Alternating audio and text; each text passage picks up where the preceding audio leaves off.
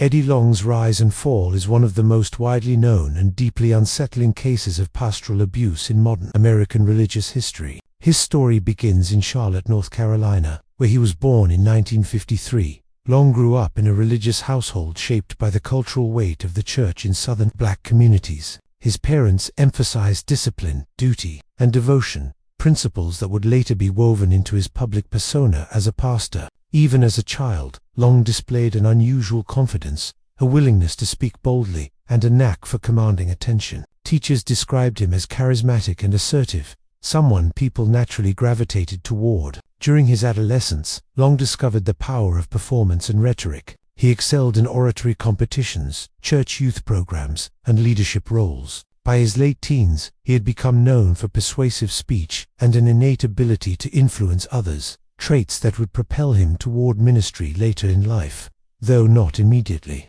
Before becoming a preacher, Long worked several secular jobs, including a stint in corporate management. His ability to motivate teams and project unwavering confidence earned him respect from colleagues. But something greater pulled at him, a desire for influence on a larger stage, a drive to speak into people's lives with authority. In the early 1980s, he entered ministry, quickly distinguishing himself as a fiery preacher with a powerful voice and a bold vision. In 1987, Long became pastor of New Birth Missionary Baptist Church in Lithonia, Georgia. At the time, New Birth had roughly 300 members. Under Long's leadership, the church exploded in size, eventually becoming one of the largest megachurches in the United States, with a congregation exceeding 25,000 at its peak. His sermons were thunderous, motivational, and infused with prosperity gospel themes. He preached strength, discipline, faith, masculinity, and divine reward. His public image was powerful,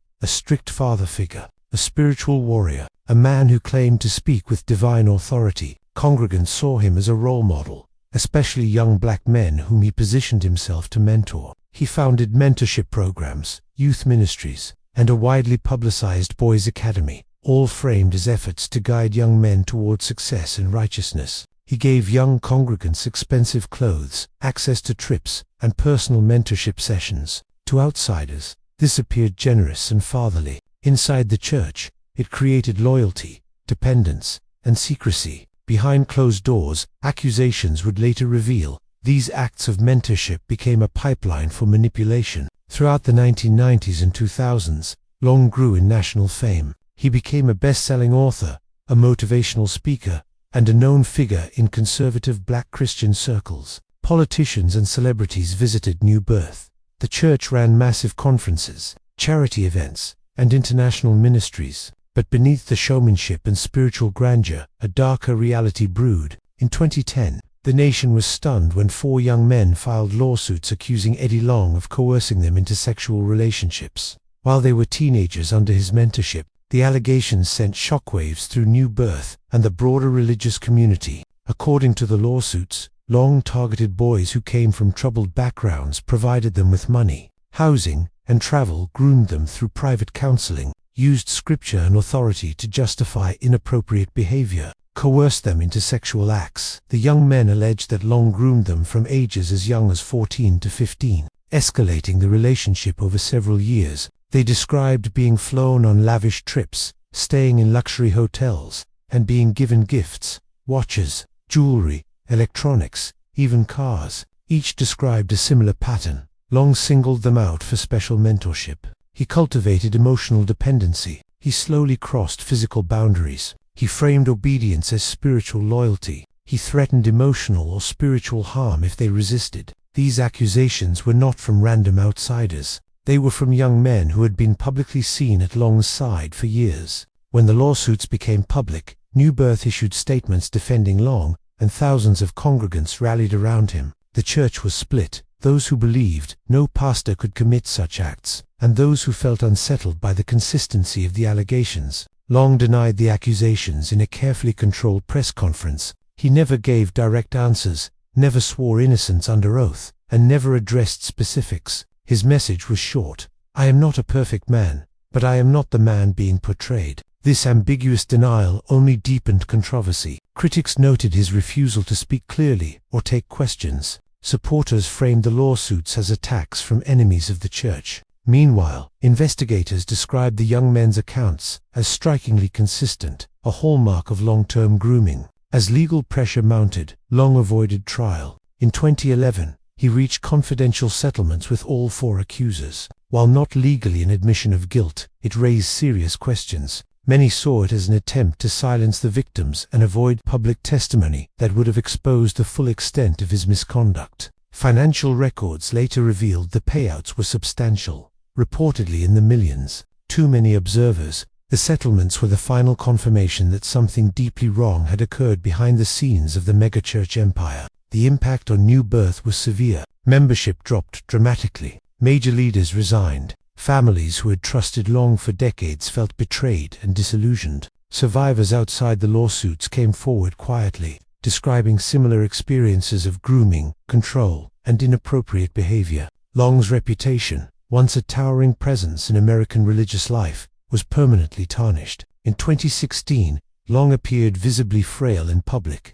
He had lost an alarming amount of weight, and rumors began circulating about his health. He denied having serious illness, claiming he was on a vegan diet, but the truth soon emerged. Long was battling an advanced cancer. His condition declined rapidly, and in January 2017, he died at age 63. His death closed a chapter, legally, but emotionally, the story remained painfully open. For the victims, healing required years of therapy, introspection, and rebuilding trust. Many struggled with deep spiritual trauma. Some had been publicly shamed by church loyalists. Some carried guilt for years, believing they had betrayed their pastor by speaking out. For the church community, the aftermath was equally devastating. Families who had once worshipped under Long's booming voice grappled with betrayal. Many left organized religion altogether. Others remained, trying to separate faith in God from the failings of a man. Across the broader religious world, the Eddie Long case served as a powerful warning.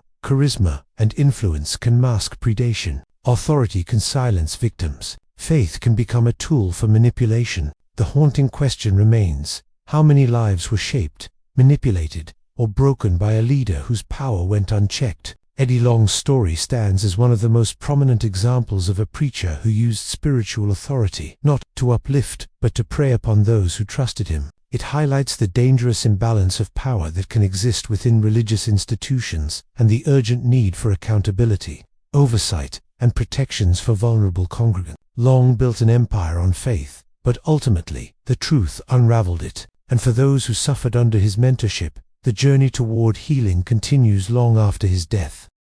John Eckhardt, a Chicago-based preacher known internationally for his fiery sermons on deliverance, spiritual warfare, and breaking generational curses, is one of the most troubling examples of how religious authority can mutate into unchecked psychological and financial control. Curiosity surrounds many preachers who rise to fame, but with Eckhardt, the curiosity was almost magnetic. In the early 1990s, people in Chicago's South Side began talking about a young preacher whose sermons were unlike anything they had heard before. He spoke with military precision, describing the spirit world as a battlefield and himself as one of its frontline commanders. His early conferences were packed with individuals desperate for healing, freedom, or purpose. He became known for identifying demons by name, listing spiritual hierarchies, and declaring that he had a divine blueprint for defeating evil. His church, Crusaders Ministries, began as a modest congregation, a few dozen people meeting in a rented facility.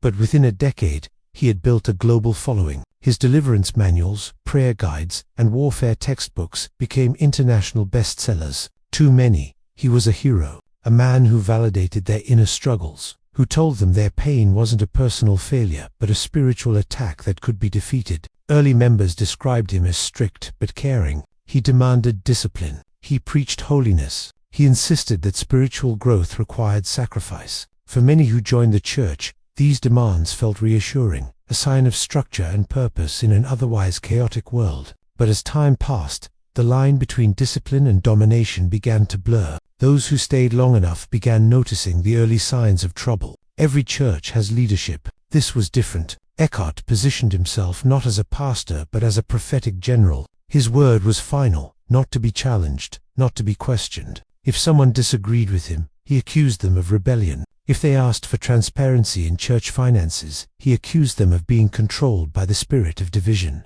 If someone wished to leave the ministry, he suggested they were being influenced by demons trying to destroy their destiny. The church culture shifted from empowerment to fear. Members who hesitated to obey pastoral orders were pressured to attend deliverance sessions, during which they were told to confess anything that could be considered a foothold for demonic activity. These confessions were sometimes recorded, sometimes documented, and often used as leverage to keep people compliant. Money became the next pressure point. Paranoia about curses, generational bondage, and spiritual sabotage created a fertile environment for manipulation. People were told that failing to tithe faithfully could open them to demonic attack. They were encouraged to sow special seeds into the ministry, sometimes hundreds, sometimes thousands of dollars, to receive prophetic breakthroughs. And then came the unthinkable demands. Members were instructed to hand over tax returns for assessment, turn over inheritance, money for kingdom use, and submit receipts, so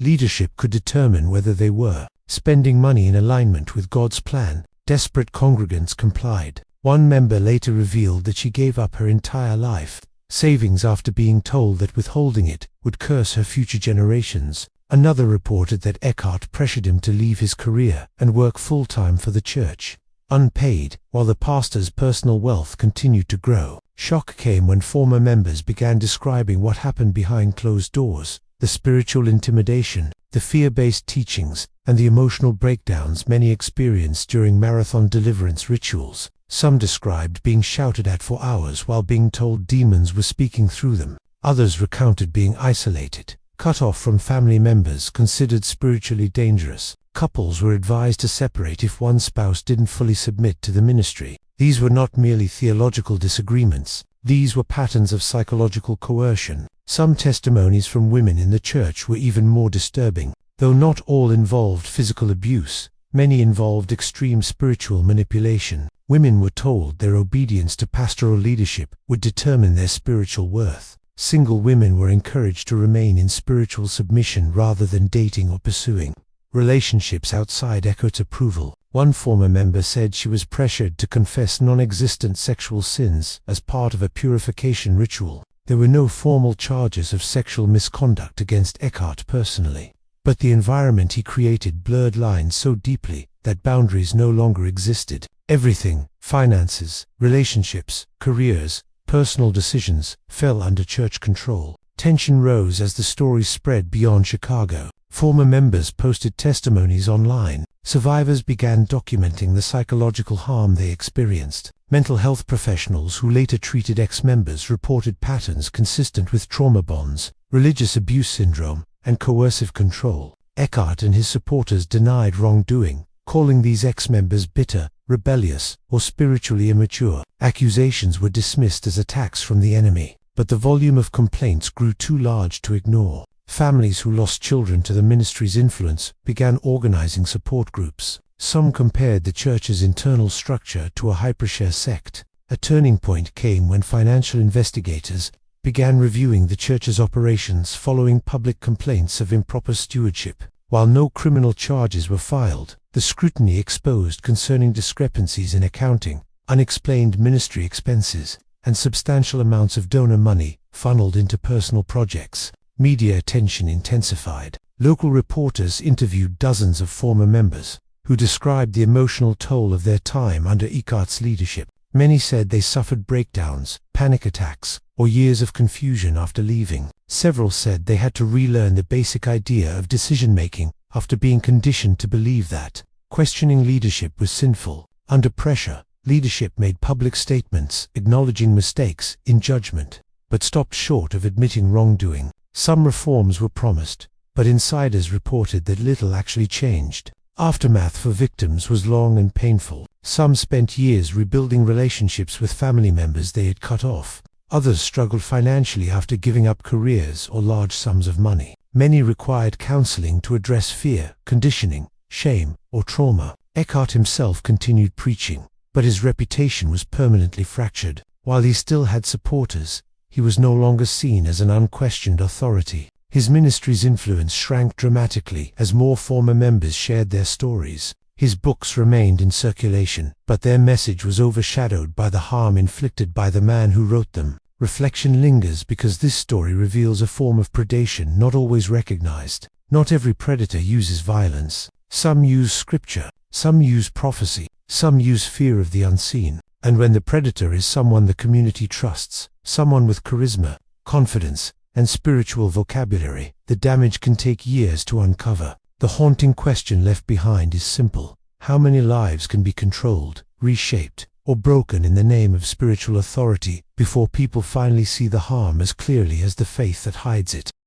Pastor Kenneth Adkins, known for his fiery sermons, hardline moral positions, and relentless attacks against the LGBTQ community, he presented himself as a warrior for righteousness. To many, he was the voice of uncompromising Christian conservatism. But behind the pulpit, behind the carefully crafted persona, lay one of the darkest double lives in modern pastoral scandal. Curiosity first surrounded Adkins because he wasn't a typical pastor. Most preachers rise quietly through seminary or lifelong church involvement. Adkins arrived like a storm. He had a background in politics, marketing, and public relations before becoming a pastor, and he wielded those skills aggressively. In Florida and Georgia, he built his reputation on controversy. He attacked political opponents from the pulpit. He publicly shamed people he disagreed with. He crafted himself into a religious provocateur, someone who thrived on confrontation. His church wasn't merely a sanctuary, it was a stage.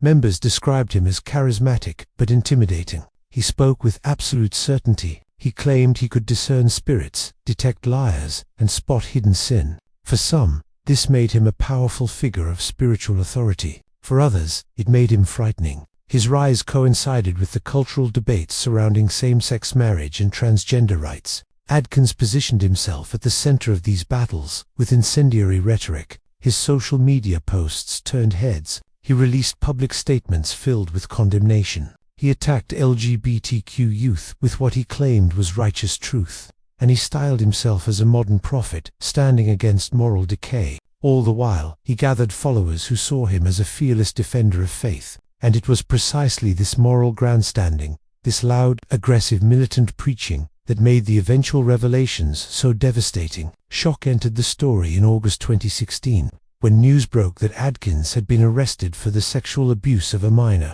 Not just any minor, a boy and girl who had both been part of his ministry. The accusations were horrifying. Investigators revealed that Adkins had engaged in sexual acts with the then minor boy and girl in church-related settings, during times when he was supposed to be providing mentorship and spiritual guidance. The case unfolded like a nightmare for members of his congregation. People who once defended him could barely speak. The accusations included acts that were not impulsive, but deliberate, calculated, and repeated. The most disturbing details came from the victims' testimonies, how Adkins manipulated them under the guise of leadership, how he abused trust, and how he used spiritual authority as cover for exploitation. Prosecutors described the pastor as a predator who groomed vulnerable teens by positioning himself as the center of their world, the guide, the father figure, the spiritual mentor, and then slowly crossing boundaries until the teens were trapped in silence and shame. The shock grew deeper when investigators discovered that Adkins had been grooming the victims for years, not weeks,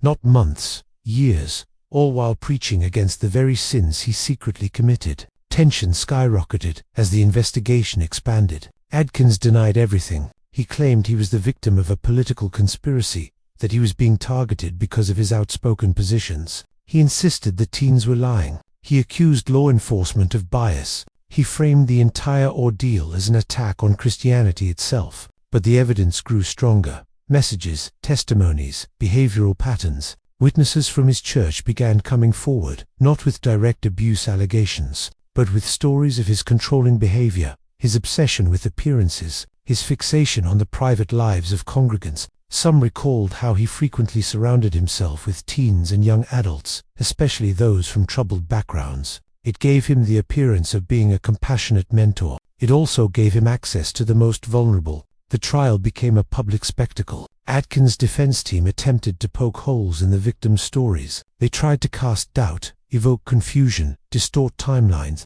but prosecutors laid out a timeline that showed intentional grooming, calculated exploitation, and long-term manipulation. The courtroom atmosphere was tense, filled with former supporters who came to see whether the man they had idolized was truly capable of the crimes described. One witness described the pastor as a master manipulator, who hid his predatory behavior behind a wall of spiritual authority. Another said that Adkins kept the teens so emotionally dependent on him that they felt trapped. The jury listened as the victims, now older, spoke through trembling voices, recounting how the man who performed baptisms and preached purity violated their innocence. The verdict came swiftly, guilty on multiple counts of child molestation. The judge sentenced Adkins to 35 years in prison, effectively a life sentence for a man his age. As the sentence was read, the courtroom felt split between disbelief and resignation. Some of his die-hard supporters wept. Others sat stone-faced, unable to reconcile the charismatic preacher with the predator described in court.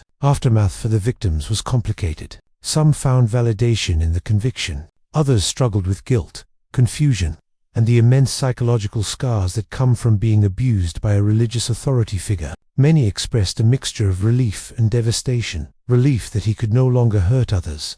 Devastation that someone they trusted with their souls used that trust to commit acts of profound harm. For the congregations he once led, the fallout was severe. Attendance plummeted. Ministries collapsed. Families split between those who accepted the truth and those who insisted it was a setup. Scandals involving pastors always cause spiritual whiplash, but this one struck especially hard because Adkins had made morality his brand. People who once defended him were left questioning how they could have been so blind. Adkins' political allies scrambled to distance themselves. Public figures who once shared his platform deleted photos, erased statements, and claimed they never truly knew him. But videos and articles from years prior showed a different story. He had been embraced, praised, and elevated by many who agreed with his harsh ideological stances. Prison changed nothing about Adkins' public posture. Even behind bars, he maintained his innocence. He claimed he was persecuted for his beliefs,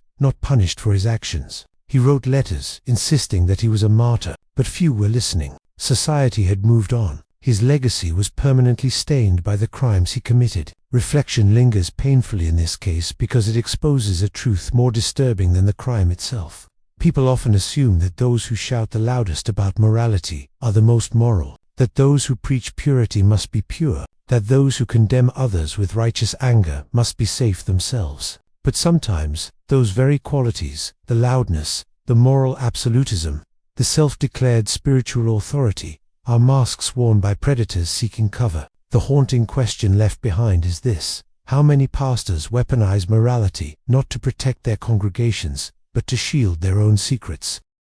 Gerald Jerry Harris. He was known as a charismatic pastor, worship leader, and a rising figure in one of the most influential conservative Christian organizations in the United States. For many years, he was the public face of family values, holiness, and moral leadership. He toured churches, spoke at youth conferences, and built a reputation as a vibrant communicator who could connect with teens and adults alike. Curiosity first surrounded Harris because he seemed so normal, almost unremarkably wholesome. He had an everyman appearance, friendly, approachable, always smiling in photos with youth groups and volunteers. Born and raised in a religious environment, he grew into a role that many believed he was destined for. He didn't have the firebrand persona of some pastors or the domineering style of authoritarian leaders. Instead, he radiated the kind of gentle warmth that put parents at ease. He worked as a pastor, but his influence expanded far beyond a single congregation. He served at a church that was part of a massive religious network,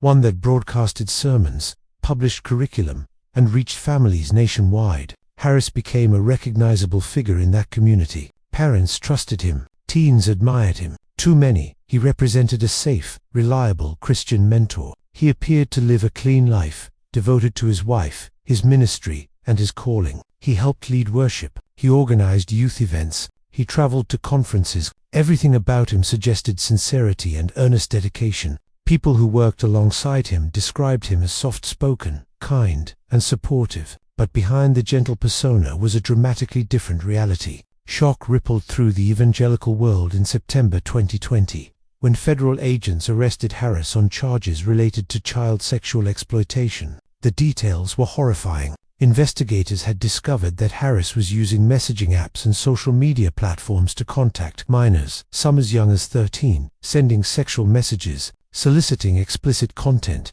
and engaging in conversations that revealed a hidden life completely at odds with his public image. The shock deepened when the court documents revealed the extent of his predatory behavior. Harris had not merely made a mistake, he had engaged in intentional, repeated exploitation of minors. In several cases, he coerced victims by posing as a minor himself, manipulating them into sending explicit images. In others, he simply used his position of authority to gain access to young people who trusted him. But perhaps the most devastating detail, the one that crushed the congregation's sense of safety, was that some of the messages were sent from a church-owned device, a device intended for ministry, a device entrusted to him because he was believed to be a man of integrity. When investigators raided the home, they seized electronics containing vast amounts of illegal material. The charges mounted quickly: counts of sexual exploitation, possession of child pornography, enticement of minors. Harris was denying nothing. The evidence was too overwhelming.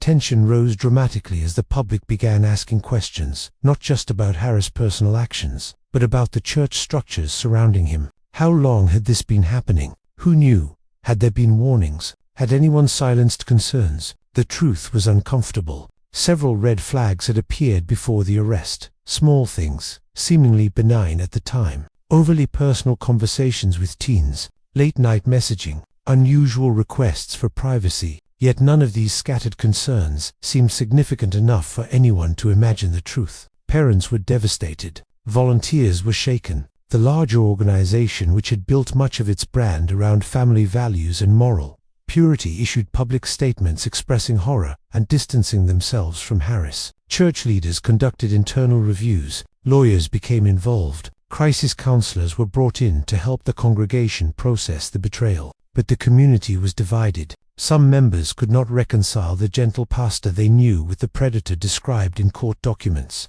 Others felt something had always been off, even if they couldn't articulate it. The tension peaked during the courtroom proceedings. Prosecutors described Harris as a carefully calculating predator who used his access to victims through ministry and online platforms. They presented evidence showing that he deliberately targeted vulnerable teens, those struggling with self-esteem, loneliness, or confusion. He used flattery, empathy, and false promises to manipulate them. The victims' statements were devastating. Some spoke of shattered trust. Others described the shame and fear they felt when asked to send images they didn't understand. One victim wrote that Harris took away the safest part of my life, my faith community. Harris himself appeared remorseful in court. In a trembling voice, he apologized, acknowledging his crimes and the profound damage he caused. But no apology could undo the trauma inflicted on the children, or the spiritual devastation suffered by the congregation. The sentence was severe. A federal judge sentenced Harris to 12 years and 7 months in prison,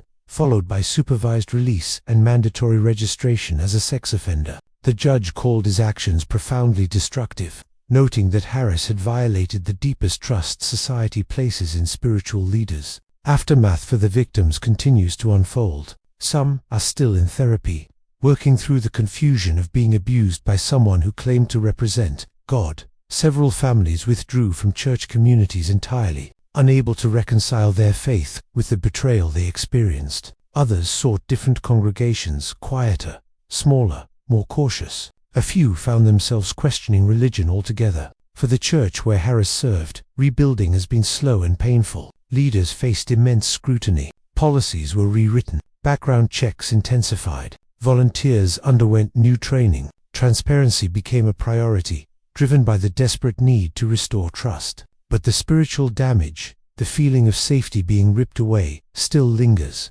Harris is currently serving his sentence in federal prison. His public persona is gone. His career is over. The legacy he once hoped to build has been replaced with a criminal record and a trail of broken lives. Reflection hangs grimly over this case. Harris wasn't a loud extremist. He wasn't a confrontational preacher. He wasn't a hardline culture warrior. He was soft-spoken, gentle, and friendly, the kind of pastor parents felt safe handing their children over to. And that makes the story even more unsettling. Predators do not always look like monsters. Sometimes they look like mentors. Sometimes they look like family friends. Sometimes they look like pastors leading worship with a smile. The haunting question left behind is one that chills every parent, every volunteer, and every congregation. How do you protect the innocent when the danger is hiding behind the mask of the trusted? By the mid-1990s, Bishop Carleton Pearson was one of the most recognizable faces in American Pentecostal. His voice carried across millions of television screens every Sunday. His megachurch in Tulsa overflowed with worshipers. His annual Azusa Conference attracted some of the biggest names in evangelical Christianity. He was charismatic, well-spoken, handsome, and appeared, at least from the outside, to be a man chosen for greatness. But behind the polished smile and the commanding sermons was a man living two lives. And for years, his congregation would not know the truth. This isn't just the story of a preacher who fell from grace. Cliff's the story of a spiritual empire built on loyalty, fear, and manipulation. It's the story of how hundreds of people trusted a man who claimed to hear from God, only to discover he was hiding secrets that would shatter an entire religious community. Tonight, we look at the slow unraveling of a ministry that once stood atop the world, and ended in estrangement, scandal, and a trail of wounded followers who still live with the consequences. Carleton Pearson was raised in San Diego, one of 6 children in a deeply religious family. His father, a black Pentecostal preacher, instilled strict discipline and spiritual intensity. As a child, Pearson seemed destined to follow in those footsteps. He studied theology at Oral Roberts University, and his talent caught the attention of Oral Roberts himself, who became his mentor. By age 30, Pearson was preaching at national conferences. By 35, he founded Higher Dimensions Evangelistic Center, a church that grew from a small gathering in a rented storefront into a 6,000-member. But as the congregation grew, so did Pearson's world. He lived in a multi-million-dollar home. He traveled constantly. He met celebrities, politicians, and business leaders. He shook hands with presidents. He built a brand so powerful that supporters donated vast amounts of money just to keep the ministry expanding. Inside the church, many followers believed he had a supernatural gift and ability to sense when someone needed help, an uncanny charisma that convinced them he was a prophet. But there was another side. Former staff members later described his growing vanity, control issues, and the pressure to obey him without question. He could explode in anger behind closed doors, then step onto the stage minutes later with a serene, forgiving smile. His ministries handled millions of dollars per year, and Pearson maintained almost total control over finances. Former members recalled being encouraged, sometimes pressured to tithe, even when they couldn't afford it. According to multiple accounts, Pearson increasingly used the church's money to support a lavish lifestyle while leaving the ministry perpetually in debt. And beneath the financial issues and the ego, something else was brewing, something he kept hidden from everyone. The scandal that eventually destroyed Pearson's ministry didn't begin with the crime itself. It began with doctrine. In the early 2000s, Pearson announced a controversial belief known as the gospel of inclusion, the idea that God saves everyone, regardless of belief in Jesus. He preached that hell didn't exist, that judgment was unnecessary, and that salvation was universal. This theological shift shocked the evangelical world. Pastors distanced themselves. Longtime supporters withdrew funding. The Azusa Conference collapsed. Higher Dimensions Church lost nearly 2/3 of its members in just 1 year. But while many people believed Pearson's downfall was purely doctrinal, the truth was more complicated. Behind the scenes, former members and staff had begun raising concerns about financial mismanagement, unauthorized use of ministry funds for personal expenses, pressure on congregants for excessive giving, nepotism and favoritism within leadership, emotional manipulation disguised as spiritual direction. According to interviews with former employees, Pearson routinely approved personal expenditures, expensive trips, upscale hotels, designer clothing using church accounts. These were not accidental bookkeeping errors. They were patterns.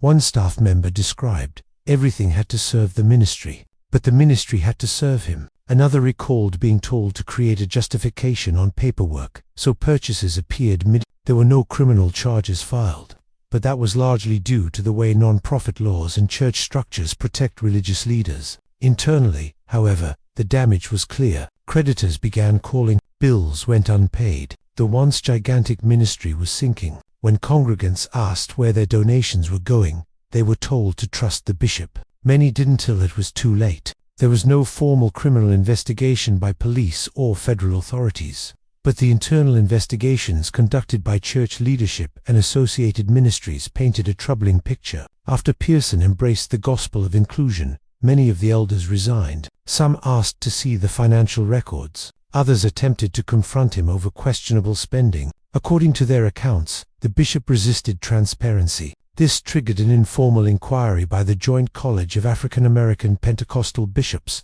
While their focus was doctrinal, they also reviewed the administrative practices of higher dimensions. Multiple leaders reported lack of financial oversight, missing documentation for large expenditures, a pattern of using ministry funds for personal travel, donor money spent on the bishop's private lifestyle, a leadership environment where questioning Pearson was rebellion. One former board member said, "We were told that disagreeing with him meant disagreeing with God. What had once been framed as divine authority now appeared as coercive control." The final report from the Joint College declared Pearson's theology heretical, but insiders knew financial concerns played a major role in their decision to strip him of recognition. Congregants later attempted their own independent review, piecing together information from former staff. What emerged was a portrait of a preacher whose ministry finances were entangled with his personal life to an unhealthy and potentially unlawful degree. Again, no criminal charges were filed, but many members felt spiritually defrauded. They had poured money into a ministry believing it was building God's kingdom,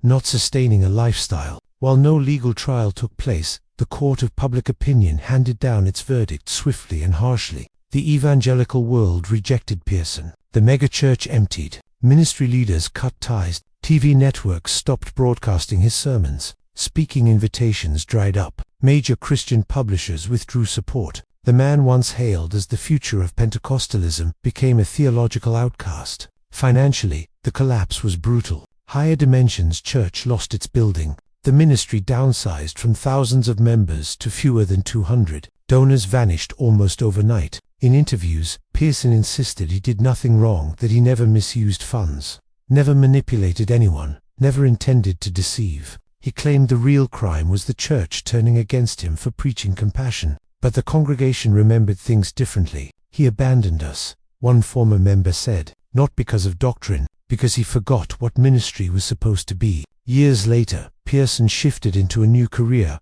writing and speaking in progressive spiritual circles. But within the evangelical community, his legacy was fractured. Some saw him as a tragic figure. Others called him a false prophet. Many still believe they were financially exploited. What remains undisputed is that the ministry he built from nothing died in a slow, painful collapse, leaving thousands of people confused, angry, and betrayed. After the fall of Higher Dimensions, Pearson moved into a small role at All Souls Unitarian Church, later joining their staff as an associate pastor. Former congregants were stunned. The man who once preached fiery Pentecostal doctrines now stood behind a different pulpit with a different message. Financially, he struggled for years. Socially, he lost friends and connections. Spiritually, he remained defiant. But the real aftermath lived within the people he left behind. Some members lost trust in churches altogether. Others faced financial ruin after giving beyond their means. Families split over whether to remain loyal to the bishop.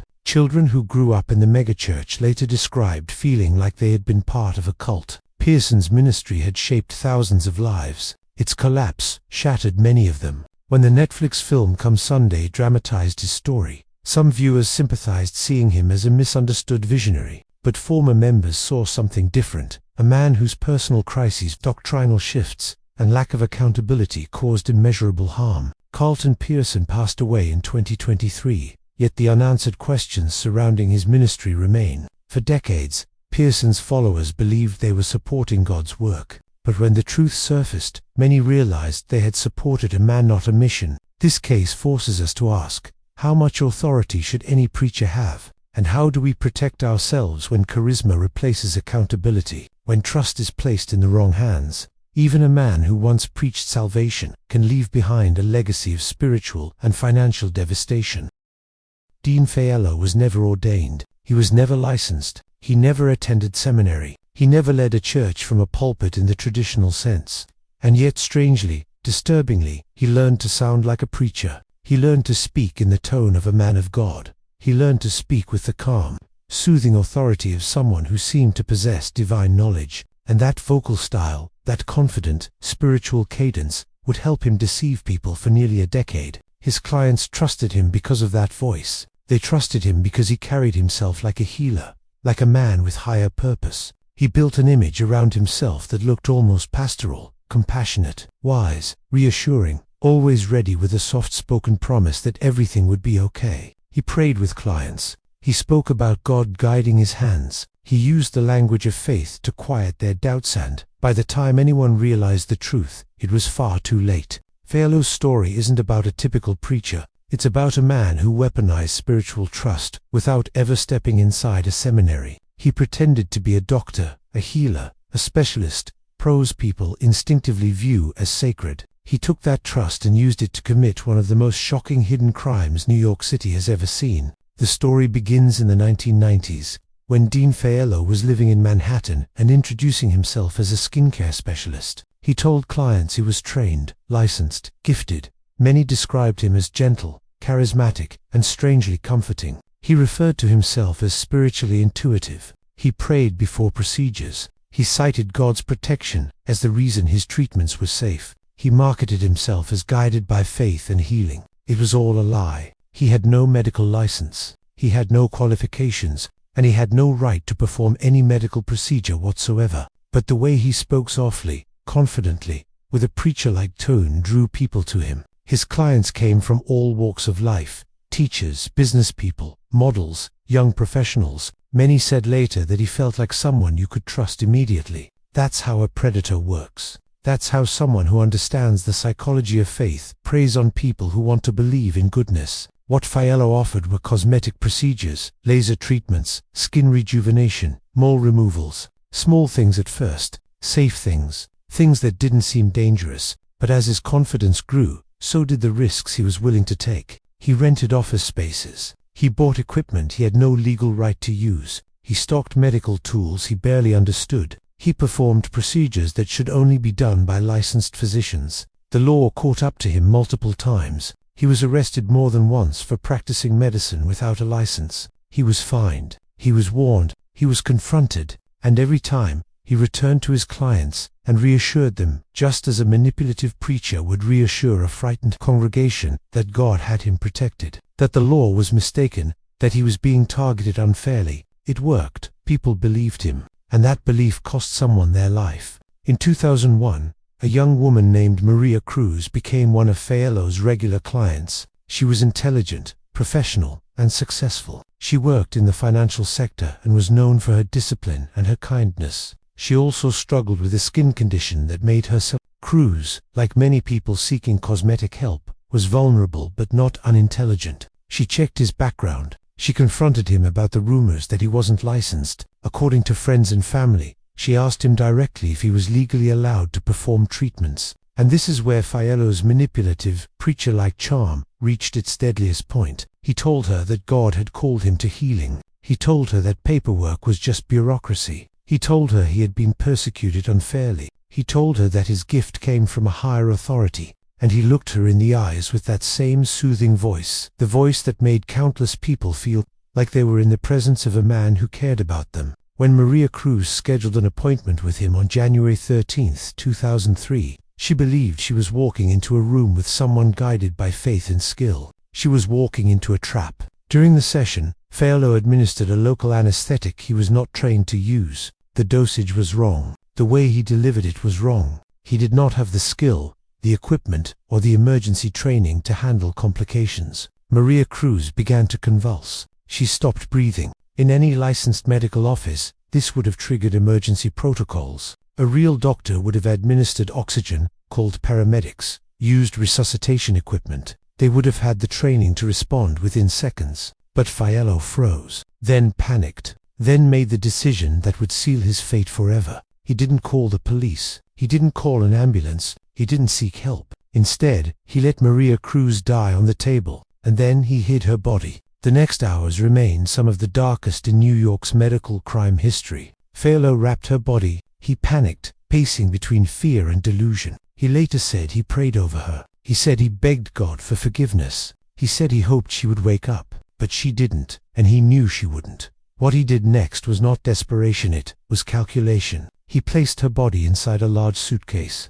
He rented a storage space behind a house in Newark, New Jersey. He dug a shallow grave beneath the garage floor, placed the suitcase inside, and poured concrete over it. A false healer, a fake doctor, a man who spoke like a preacher burying a woman under a garage floor to hide his crime. Maria Cruz's family was devastated when she vanished. She was not the type of person to disappear. She lived a stable life. She was close to her family. She was punctual, responsible, and not involved in anything that could draw danger to her. Her co-workers noticed her absence. Her church noticed her absence. Her family filed a missing person report almost immediately. Investigators searched for leads, and Faiello's name came up quickly, but he insisted she never arrived for her appointment. He told investigators he prayed for her safety. He acted concerned, and then he fled the country. Before authorities could bring charges, Faiello boarded a plane to Costa Rica. He settled there under an alias. He lived comfortably,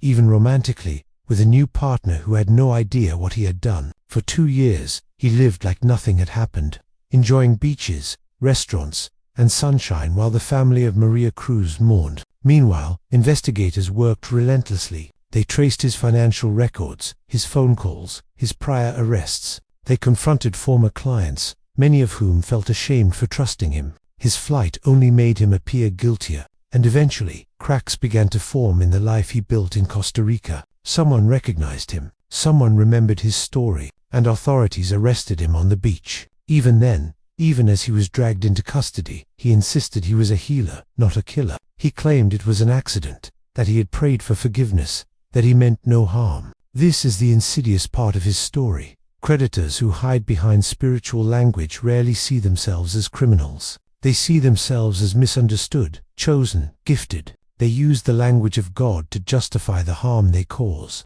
When Faiello was extradited back to the United States, investigators confronted him with the truth. They found Maria Cruz's body exactly where he left, a under concrete, sealed inside a suitcase. The sight was horrific. The reality was undeniable. He did not confess out of guilt. He confessed because there was no other option. In 2006, facing overwhelming evidence, Dean Faiello pleaded guilty to first-degree assault. The charge prosecutors used strategically because proving intentional murder would have been a longer and far more difficult battle. Even so, he admitted in court that his illegal actions directly caused Maria Cruz's death. He was sentenced to 20 years in prison. For Maria Cruz's family, the pain never faded. They had trusted a man who spoke like a pastor, who offered the comfort of spirituality, who used God's name as a protective shield for his deception. They lost a daughter, a sister, a friend because someone they believed was safe was actually a predator in disguise.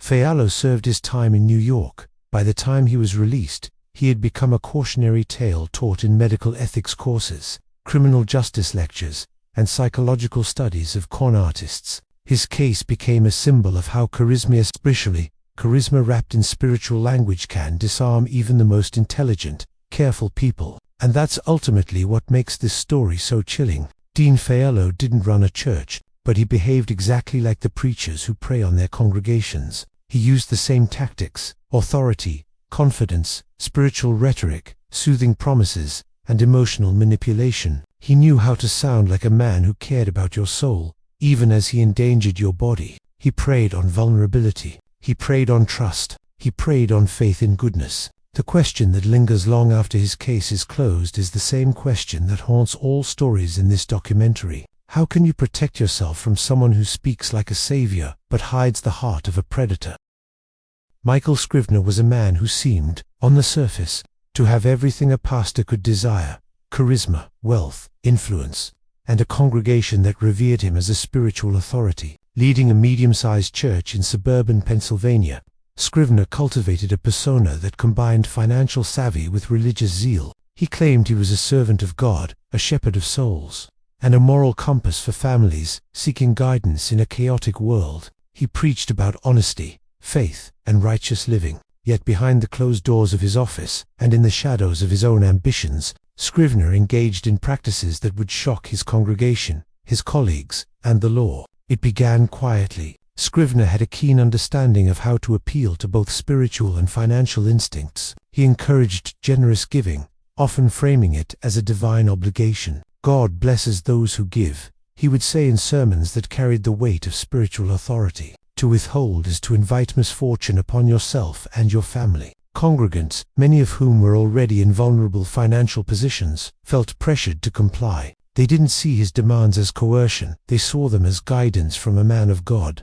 That trust, that belief in divine authority, became Scrivner's weapon. Over time, investigators would later describe Scrivner's financial activities as a sophisticated fraud scheme. He used donations, ostensibly for church projects and charitable initiatives, to finance personal ventures and lavish spending. He invested in real estate, luxury vehicles, and high-end vacations, all under the guise of expanding the church's influence. He presented spreadsheets and progress reports during church meetings, giving the impression of transparency and good stewardship. Members nodded and trusted him, never suspecting that their contributions were being diverted for personal gain. The audacity of his deception relied on his status as a spiritual leader and the power of his sermons. The shock came when federal authorities began receiving complaints from congregants who had started noticing inconsistencies. Some had been promised specific uses of their tithes repairs to the church, aid for local families, funding for youth programs, but those projects were never completed. Others saw financial statements that appeared doctored or misrepresented. What followed was an investigation that peeled back layers of deception. Authorities discovered that Scrivner had misappropriated hundreds of thousands of dollars. They found falsified records, accounts under pseudonyms, and evidence that some church funds were being funneled into offshore accounts. His careful orchestration of spreadsheets and reports had created the illusion of legitimacy, allowing him to maintain his public image even as he stole from those who trusted him most. The tension escalated as news of the investigation leaked. Congregants were divided. Some refused to believe the allegations, convinced that their pastor could do no wrong. Others were horrified, feeling betrayed and manipulated. Families who had given generously experienced a profound sense of violation, not just financial but spiritual. They had been led to believe that they were fulfilling God's will, only to discover they were being deceived. The trial was a public spectacle. Scrivner's defense tried to frame the issue as misunderstanding or clerical error. He argued that he had intended to use the funds appropriately and that any misallocation was accidental. Prosecutors presented evidence showing intentional mismanagement, fraudulent transfers, and deliberate concealment of assets. They highlighted the ways in which he leveraged his position as a pastor to persuade congregants to part with their money. Witnesses described the emotional manipulation he employed. Members recalled sermons that subtly shamed those who questioned giving, encouraging compliance through fear of divine disfavor. Former employees testified that they were instructed to create financial documents that obscured the true flow of money. One described it as an invisible line between what was right and what he wanted, and we were told to step over it for God.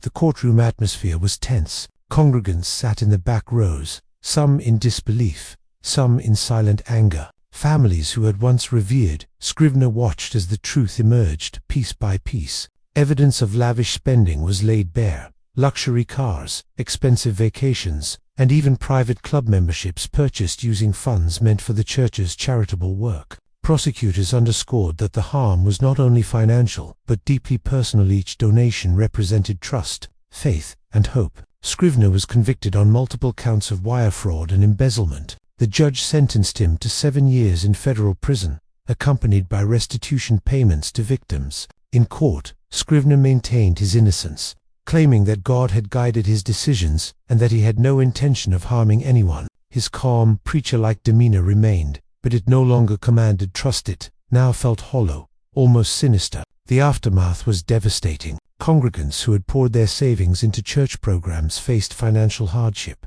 Many families left the church, disillusioned by the betrayal. Local charities that had relied on donations from Scrivner's congregation found themselves underfunded, and the spiritual wounds were deep. Members struggled with the realization that the very man who had claimed to guide their moral lives had exploited them for personal gain. For Scrivner, prison was a quiet sentence. Removed from the pulpit and the adoring congregation, he lost not only his freedom, but the influence that had once elevated him to near celebrity status in his community. Reports from fellow inmates suggested that he retained his charisma, speaking to others with the same preacher-like authority that had fooled thousands. Yet outside, his empire had crumbled. and his name had become synonymous with betrayal. Reflection on this case underscores a chilling reality. Financial deception by spiritual leaders can cause harm that extends far beyond money. It destroys faith, ruptures communities, and leaves victims questioning their judgment, their beliefs, and even their relationship with God. Michael Scrivner's crimes were not violent in the traditional sense, but they preyed on trust, hope, and faith, the very foundations of human vulnerability. The haunting question left by Scrivner's story is stark. How can communities distinguish between genuine spiritual guidance and a facade built on manipulation and greed? How do you trust someone whose words sound like salvation, but whose actions lead only to ruin? Wayne Bryant's name was once synonymous with community trust. In a small town in Georgia, he led a modest but respected congregation. His church wasn't a megachurch, nor did it have national reach, but Bryant wielded a unique influence over the families he shepherded. People trusted him because he lived among them, dined with them, and preached from the same pulpit week after week. To them, he was a pillar of the community, a man who could offer guidance on spiritual, personal, and even financial matters. Bryant's rise to influence seemed natural. Born and raised in the South, he learned from an early age the value of faith as both comfort and authority. He cultivated a warm, approachable personality that made people feel safe. He understood human psychology, and he had a talent for sensing vulnerabilities. Congregants would confide in him, sharing their fears, dreams, and financial anxieties. He listened attentively, nodding, offering advice that felt grounded in both scripture and common sense. It was this combination of spiritual authority and personal trust that allowed Bryant to weave an intricate web of deception. He claimed to be investing church funds into opportunities that would benefit everyone: real estate projects, charitable programs, and local businesses. Members of the congregation, many of whom had modest incomes, were encouraged to invest their savings alongside the church. Bryant presented the investments as safe, divinely guided, and a way to multiply God's blessings. At first, the results seemed promising. Small returns were paid out, enough to validate his claims and encourage deeper investments. People felt blessed. They believed they were participating in a plan orchestrated by God, a plan that would benefit both the church and themselves. The trust they placed in Bryant was total. After all, he had never steered them wrong before. But behind the veneer of prosperity, Bryant's actions were anything but benign. Investigators later discovered that he had been misappropriating the funds for personal use, funding a lifestyle far beyond what his modest salary would have allowed. Lavish vacations, luxury cars, and personal home renovations were all paid for with money meant to advance church programs or support congregants' investments. He created fake documents and falsified financial statements to maintain the illusion of legitimacy. The tension began to mount when several members requested audits or asked for clarification on the promised returns. Bryant responded with reassurance, invoking God's guidance as proof that their faith would yield results. He discouraged questioning, framing any doubt as a test of spiritual obedience. "Trust in God's plan," he would say, "and all will be well. Do not let fear cloud your faith." For a time, this tactic worked. People silenced their suspicions, comforted by the preacher's charisma and apparent sincerity. But the cracks in Bryant's scheme were widening. Delayed payments, inconsistent reports, and third-party complaints began to accumulate. Some investors noticed their funds were not being properly accounted for, while others realized that promised returns were not materializing. Eventually, the pattern of deception caught the attention of state regulators. Investigators uncovered a complex network of accounts, shell corporations, and falsified records designed to obscure the true flow of money. It became evident that Bryant had been running a sophisticated fraud scheme, using his pastoral position to exploit the very people who trusted him most. Shock rippled through the community as details emerged. Members felt betrayed, humiliated, and enraged. Families who had invested life savings discovered that their money was gone. The church's credibility collapsed overnight. Local media coverage painted Bryant as a man who had weaponized faith for personal enrichment. Former friends and allies who once vouched for his character began distancing themselves, shocked by the scale and audacity of his crimes. During the trial, prosecutors presented extensive evidence of Bryant's deliberate deception. Emails, bank records, and testimonies illustrated a pattern of premeditation. Witnesses described how he used spiritual language to manipulate emotions,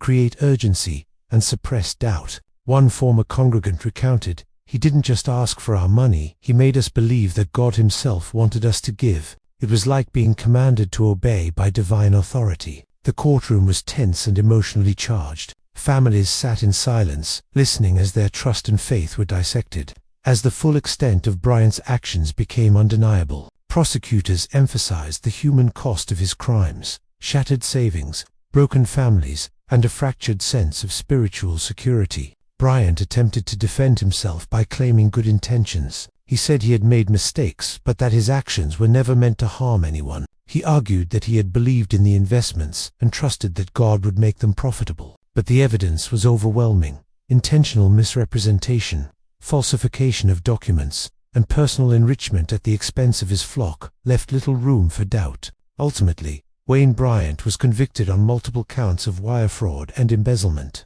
He received a sentence of 10 years in federal prison, along with orders to repay a substantial portion of the funds to his victims. While restitution provided some financial relief, the emotional and spiritual damage inflicted on the congregation endured far longer. The aftermath of Bryant's actions reverberated through the community. Families struggled to rebuild financially, many losing retirement savings, college funds, and emergency reserves. Trust in religious leadership was severely shaken. Some congregants abandoned organized religion entirely, unable to reconcile faith with betrayal. Others sought solace in smaller, less hierarchical communities, where accountability and transparency were prioritized. Bryant himself lost everything. His reputation was permanently destroyed, his ministry dismantled, and his personal relationships severed. In prison, he reportedly retained the same persuasive manner and preacher-like tone, but it no longer commanded trust. It became a chilling reminder of the damage his charisma had wrought.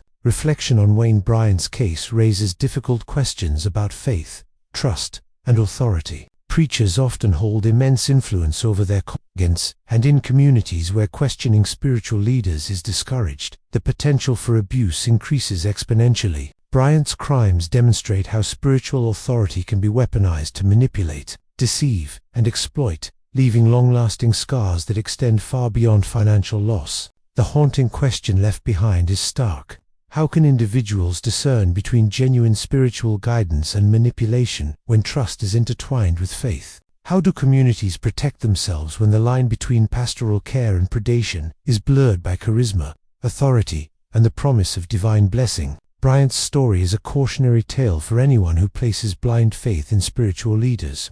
No matter how comforting or persuasive their words may seem, the lessons extend beyond one church, one town, or one pastor. They are a warning about the fragile boundary between trust and exploitation, a boundary that once crossed can leave a lifetime of consequences in its wake. For more real-life crime stories, subscribe and stay tuned for the next deep dive.